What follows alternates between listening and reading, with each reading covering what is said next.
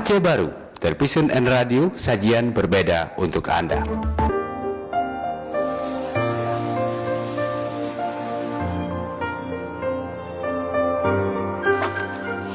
Ami agam stres yang tak aneh mit golom jadi menrok. Kondisinya membuat urung di sekitar demaku. Pas haji Selasa malam wadai ngamo kalau jita sidro aneh mi.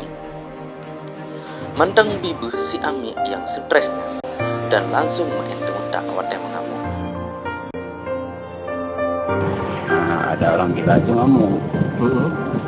Karena kejadian itu orang kalau udah pada lari dia nggak, polisi dia nggak tahu, jalan terus. Tangkap orang stres tuh ya dibacok terus. Dikhawatirkan urung ini payah pakai perabot dan bajai anti parang wadai jak upasai dan bajak jalan. Karena persoalan urung stres kan masalah mayang-mayang. Letak kejadian ramai urung mentimpan akibat mengamuk urung stresnya.